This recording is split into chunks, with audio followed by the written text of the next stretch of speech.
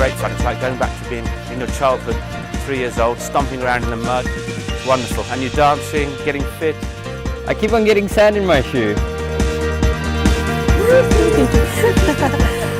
No, we're having fun, we're having a great time. Super cool to build an entire house that can actually put a roof over your head and yeah, be a good life skill forever.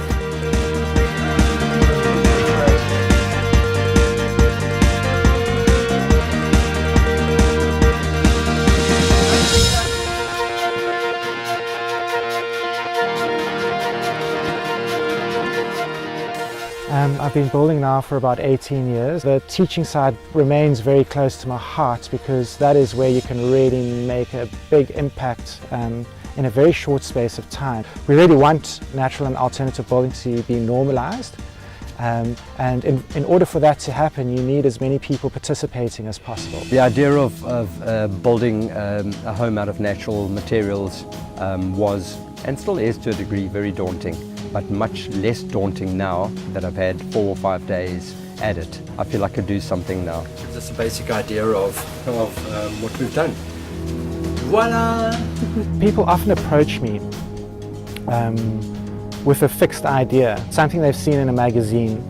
When building, is to try and take into consideration your environment and not have a preconceived idea of your building. Have a good look at your environment, your summer sun arc and your winter sun arc, and also what natural materials you can resource from sites so that you don't have to use excessive energy bringing materials to the site or have excessive amount of waste that you have to later remove. So I try and run the course around empowering people to make decisions. And I do that by giving a good grounding in the understanding of earth, because earth is used in so many different building methods, from straw bale to mud brick, compressed earth brick, rammed earth, and it always amazes me how little guiding is really needed in order to have people self-organize and be productive and happy, and it's just a truly amazing thing to witness.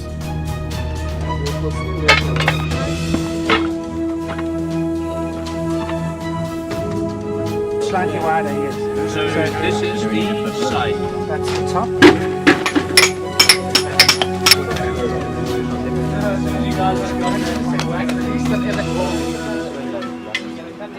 And it's just wonderful working at a tactile level with your hands, as opposed to what I normally do is work at big scale on drawing boards. What I'm really enjoying working with at the moment is recycled materials like tires and plastic bottles stuffed with trash, mixed with natural materials. We're building bottles into a cob brick wall to get some kind of a pattern for light on the inside. So it's going to be like a decorative window. When you're trying to do things ethically and responsibly, then the solutions often become really obvious. We try and cooperate with the waste stream people who need to find solutions.